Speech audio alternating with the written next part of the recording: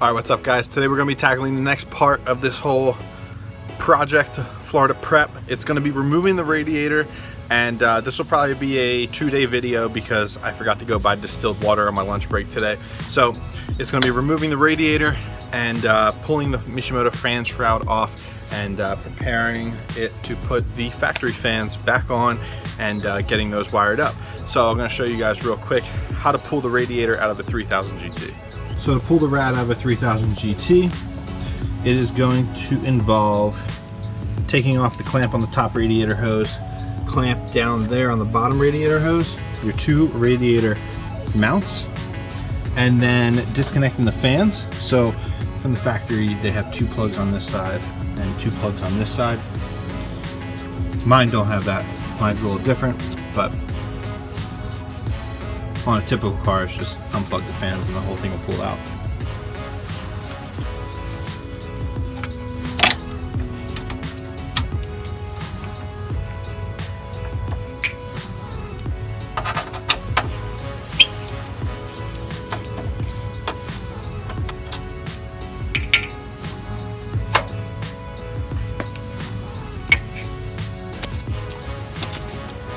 Now remember guys, this is also after all the coolant is drained.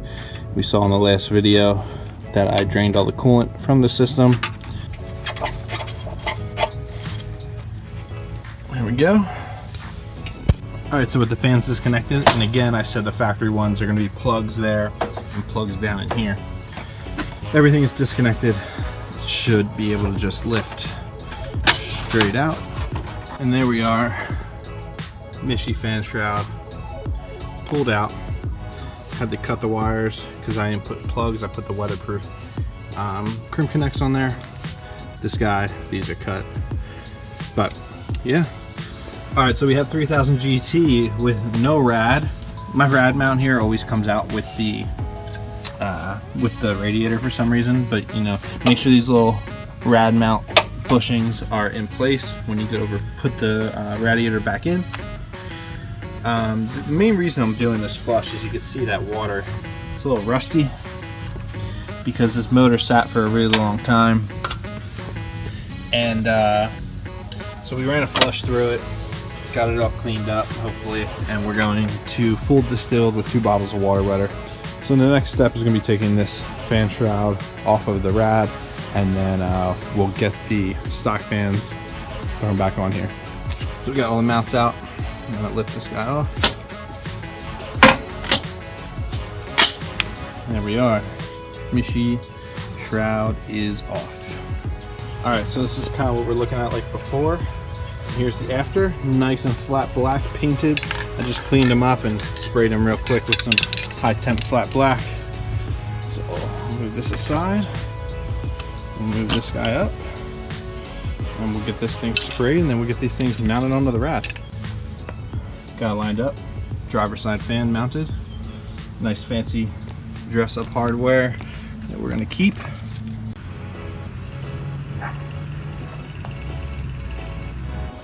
Now by reversing those steps, the factory setup is back in.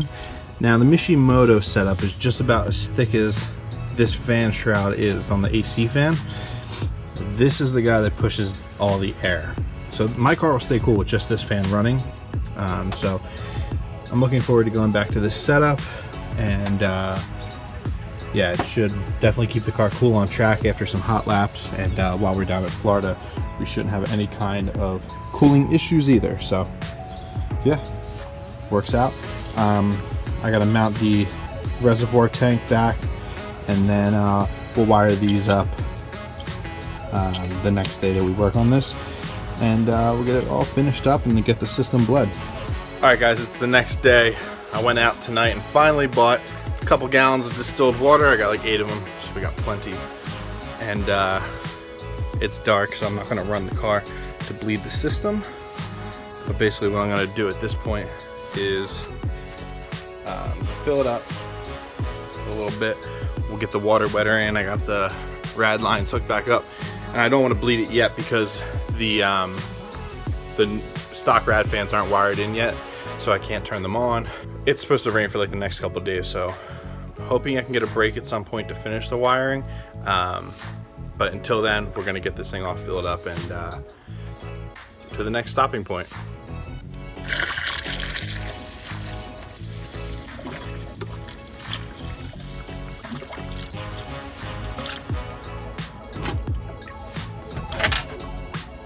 So I poured a half a gallon, did the first bottle of water wetter. Now I'm going to do the other half a gallon, second bottle of water wetter, and then the next gallon, and just keep filling it up with the distilled water until it's full. And you want to use distilled water because it has no minerals or anything in there that might cause corrosion or anything like that, any chemicals or anything that would affect your cooling system. So distilled water and redline water wetter are the best combination for a track car or a car in high temperatures. Alright guys, so water wetter is all in the system. Kyle, I still have your funnel for the coolant system, so I hooked that up and it basically attaches to the rad cap. It has this little plug, so once the system's fully bled, all you gotta do is put the plug in, and then you can pull the whole funnel off without spilling all the fluid that's left in the funnel. So I'm going to fill this up a little bit more with distilled water, and then I'm going to start the car, let it run, get the thermostat to open it, and get the system bled. It's running, we're waiting for it to get up to temp. You can see some bubbles slowly making their way out. That's basically what this process is doing, is just letting the system, the water go through the system and get those bubbles out to the top. So it's out of the system, and it'll be cooling at its maximum efficiency. I still haven't wired the fans up, so I got the little box fan here. I'm going to throw that in front. Once it starts getting up to temp, I'll just kick this on and have it push air through the rad. But in the meantime, I'm just going to sit and wait for this guy to stop bubbling. Thermostat opens. This top hose is getting pretty hot. The bottom hose is still ice cold. So you'll know when the thermostat opens and coolant is fully running through the system when this bottom hose starts to heat up. Alright guys, I'm keeping an eye on the water level out there. I got my one single wiper. I had to bring my wiper switch in and plug it in so I could turn the wiper on, because I took it out because it was hitting the handbrake. But just keep the the RPF ones up, keep the RPMs up a little bit, and I'll let it drop down. We got the temps climbing. Now watch, I'm going to stay at 2,000 RPM. Now I'm going to turn the fan on, that OEM fan right now. Watch how fast these temps drop. 2 hours later. So I definitely have high hopes when it comes to these fans performing at the track, when it comes to cooling the car down quickly and keeping it cool. After letting it get that hot, the system just took in a pretty good amount of water. So that's good. That means there was a big air pocket in there that, holding the idle at 2,000 RPM and moving it all out, got that air pocket out and out through the tunnel, because that air pocket could have been something that would have led to an overheating issue down the line. Alright guys, so I think now we can safely say that Florida Prep cooling system is off the checklist, and we are all set to go with our distilled water, our 2 bottles of water wetter, a fully bled system, our stock fans, and this car is ready to handle the heat that I'm going to be throwing at it through this whole entire summer. So thank you guys for watching.